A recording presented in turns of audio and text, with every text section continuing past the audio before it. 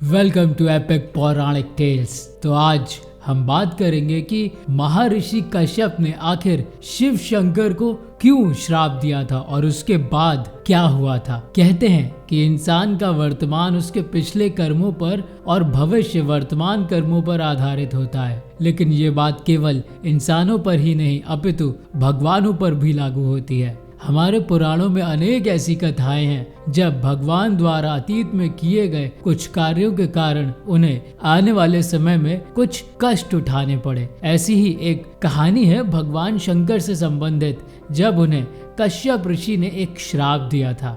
लेकिन कहानी को आगे बढ़ाने से पहले मैं आपसे रिक्वेस्ट करना चाहूंगा कि अगर आपको मेरा ये चैनल पसंद आता है तो प्लीज चैनल को सब्सक्राइब करें और साथ ही साथ नोटिफिकेशन बेल आइकन पर डेफिनेटली क्लिक करें। So let's move on. Devi Parvati ने एक बार शिव जी के गढ़ नंदी के द्वारा उनकी आज्ञा पालन में त्रुटि के कारण अपने शरीर के उपटन से एक बालक का निर्माण कर उसमें प्राण डाल दिए और कहा कि तुम मेरे पुत्र हो, तुम्हें मेरी ही आज्ञा का पालन करना है और किसी की नहीं। देवी पार्वती ने ये भी कहा कि मैं स्नान के लिए जा रही हूँ, कोई भी अंदर ना आने पाए। थोड़ी देर बाद वहाँ भगवान शिव आए और देवी पार्वती के भवन में जाने लगे। ये देखकर उस बालक ने विनय पूर्वक उन्हें रोकने का प्रयास किया। बालक का हठ देखकर भगवान शिव क्रोधित हो गए और उन्होंने अपने त्रिशूल से उस बालक का सर काट दिया। देवी पार्वती ने जब ये देखा तो वो बहुत क्रोधित हो गईं।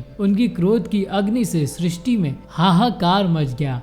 तब सभी देवताओं ने मिलकर उनकी स्तुति की और बालक को पुनर्जीवित करने के लिए कहा। तब भगवान शिव के कहने पर विष्णु जी एक हाथी का सिर काट कर लाए और वो सिर उन्होंने उस बालक के धड़ पर रखकर उसे जीवित कर दिया। तब भगवान शिव व अन्य देवताओं ने उस गजमुख बालक को अनेक आशीर्वाद दिए। देवताओं ने गणेश, गणपति, विनायक, विघ्नहर्ता, प्रथम पूजनीय आदि कई नामों से उस बालक की स्तुति करी। इस प्रकार भगवान गणेश का प्राकट्य हुआ। बृहद पुराण के अनुसार एक बार नारद जी ने श्री नारायण से पूछा कि प्रभु, आप बहुत विद्वान हैं और सभी वेदों को जानने वाले हैं। मैं आपसे ये जानना चाहता हूँ कि जो भगवान शिव सभी परेशानियों को दूर करने वाले माने जाते हैं, उन्होंने क्यों अपने ही पुत्र श्री गणेश के मस्तक को काट दिया था। ये सुनकर श्री हरि विष्णु ने कहा, नारद,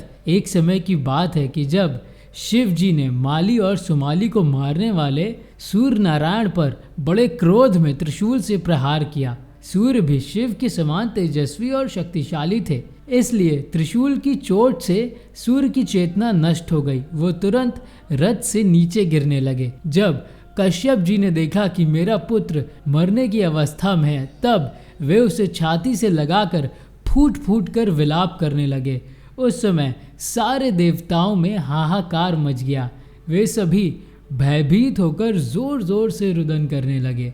अंधकार छा जाने से सारे जगत में अंधेरा हो गया। तब ब्रह्मा के पौत्र तपस्वी महर्षि कश्यप जी ने शिव जी को श्राप दिया और वो बोले, आज आपके प्रहार के कारण मेरे पुत्र का ये हाल हो रहा है, ठीक वैसे ही आपके पुत्र का भी होगा। आपके पुत्र का मस्तक कट जाएगा। ये सुनकर भोलेनाथ का क्रोध शांत हो गया।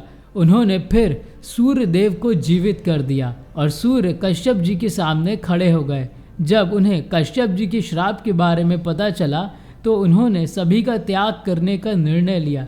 आई होप कि आपको ये वीडियोस पसंद आ रहे हैं और अगर वीडियोस पसंद आ रहे हैं तो प्लीज़ चैनल को सब्सक्राइब करिए, शेयर करिए अपने फ्रेंड्स एंड फैमिली सर्कल में।